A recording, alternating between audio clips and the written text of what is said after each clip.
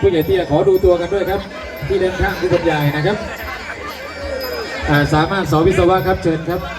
ป๋าสืบ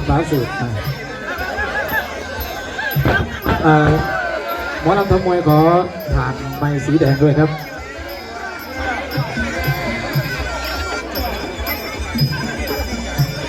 เป็นคู่แรกคู่เปิดหัวนะคะถือว่าเป็นคู่พิเศษแล้วค่ะได้ข่าวว่าพี่น้องของเราทางบ้านคำก้อมนี่นานมากๆนะคะไม่มีการจัดมวยถือว่าโควิดจากไปมวยไทยกลับมาแล้วค่ะ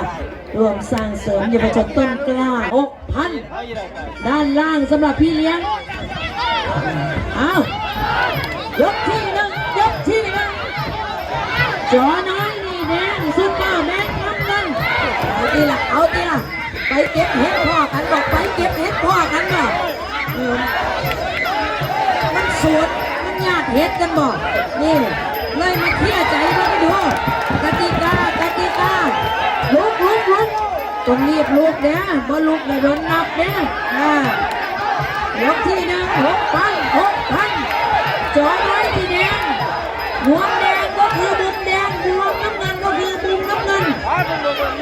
แต่ถ้าหากว่าคู่ต่อไปก็พยายามใส่กางเกงกับนวมให้ตรงกันนะนวมแดงกางเกงแดงนวมน้ำเงินกางเกงน้ำเงินบ้านล้อมโอ้เสี้ยนพุ่งหลอดไว้ครับอะไรด้วยยกหนึ่งเป็นคู่พิเศษจัดไปคู่สองอย่าช้าน้ำเงินสวมใส่เดชสิงห์ดำศักดิ์มงคลคู่ต่อไปมาเตรียมอนาคตเราไม่รู้ว่าถึง3 ยกไหมเราไม่รู้ว่าจะถึง3 ยกไหมนี่รู้แล้วว่าไม่รู้เทปประกอบว่าบอกไม่รู้อากาศมันร้อนนี่มันเอาเนี่ยยกหนึ่ง3 ยกก็รู้ผลเอาแบบปั้นเลยเอาแบบปั้นลุกให้ได้เลยนี่6,000โอ้สอบนี่บอกกรอบพร้อมมุดเพื่อเอาไปด้วยไม่ดีกันคนละแบบผู้นึงก็เตี้ยต่ำผู้นึงก็สูงทั้งวันกูเตี้ยกูทั้งวันไม่ขึ้นหัว กูเตี้ยกูทั้งวันช่วงนี้ให้ออกหลายกันบอกว่าพี่เตี้ยพวกกัน ตายวันทั้งวันเลยมาลอยคุยกันมาลอยคุยกันคนมันทำได้ทีก็เป็นพันตาย2,000จะต้องเห็นก็ต้องนับปากลงไปเสือปลาบ้างเลยเสือปลาบ้างเลยหมอยาวเห็ดละบ้านี่หมอสูงเห็ดละบ้านี่หมอยาวเห็ดละบ้านี่ไอ้สิเหลือหลายคนกันลูกแม่เตี้ยอย่าหามองเย็นๆก็เด้อสิหามองเย็นๆกันบ่น้องหมอบอกอย่าว่าเด้อศพมวยมันบ่คือแนวอื่นนะนี่มาบ่มันเด้อหัวใจคนบังคับกองบ่หัวใจกูบ่บ้านี่กูเป็นไผ่นี่จะพูดแล้วมีสีมีสันแล้วพ่อโอ้ยเข่าบุ้งมาพูดต่อไปเตรียมพูดผู้หกได้เลยน้องเนยผู้หกเป็นสามารถสอนวิศวะกับภูผาสุดที่เด็กเตี้ยอยู่นอกอาณาจักรนะครับมาดูต่อยขวาเขาไปโอ้บักแก้วเห็นอะไรบ้างบังคับการเห็นอะไรบ้างบังคับก้อนสู่เขาไหมลูกบอลหน้าวันนี้นะลูกทะเลลูกบอลหน้าอาจารย์เขานำด้วยแต่ว่าลูกหนักหมอเตี้ยเอาลูกเดี๋ยวไปเห็นลูกเลยวันนี้เอาพีเคสู้เขาพีเค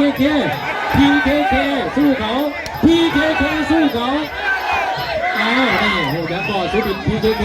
เอาที่ละเอายังหัวตาไปดิจะยังหัวตากูว่ากูสูดนี่หัวตาเป็นตีกูกูเอาขึ้นเลยมันหัวตาใจกูสวยเลยเนี่ยมันจะตีมันรับตามื่นตาเอาแม่พีเคเอาทำไมมื่นตาพีเคเอาตาซ้ายนั่นสูเขารับตาสูแล้วรับตาสูจอน้อยแดงซุปเปอร์แบงค์น้ำเงิน รับตาสูก็มิ่งตาสูเอาบ้างดูยกสองล่ากันที่3 ยกหกพันไปครับโอ้โห เอาแม่ผมแดงมาเนี่ย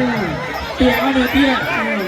แม่งขอตามันหนึ่งเงินมันทำไม เอาไม่เย้า แม่มาเห็นบอกแม่งขอตามันหนึ่ง กูก็ซุกได้แม่งเขาตาเดียว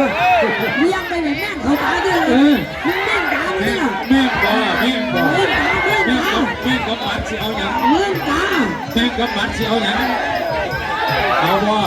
เอาบ่เงาเอาบ่เงาเอาบ่หัวจังบ่บางคำก่อนเนี่ย โอ้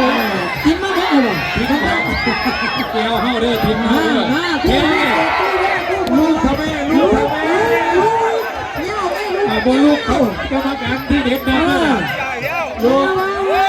ไปทำไมทั้งนี้ ก็มีกับสิบเพิร์ดคือกัน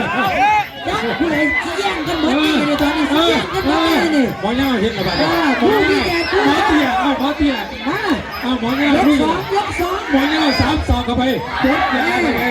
บดยาเข้าไปดูสีบดเข้าไปอย่าง คุณพระกระพันช่วย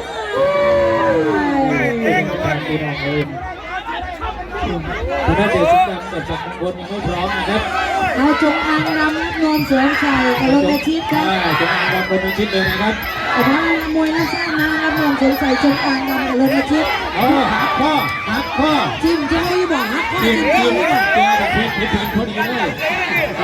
เดินดูดูว่ากูไม่ อยา เจ ก อ ผมอยากกูว่าผมอยากกูว่า โอ้ขึ้น อยากกูว่า เอาขึ้นเอาขึ้น กูว่า เฮ้ยไม่รู้นี่น้ำมัน ไม่อยากกูว่า โอ้ที่นั่นกูยัง ยังเนี่ย โอ้ย สู้มาโอ้ย กองเชียร์รับแล้วโอ้ย6,000บุญเด้อผู้ชนะได้6,000บุญเด้อ ชูมือก่อนกรรมการชูมือก่อนมาให้กรรมการชูมือท่านสิชูเองก็ เอา ได้ ไปเอามาหมอเน่าชนะเอ้ย นี่หลักนี่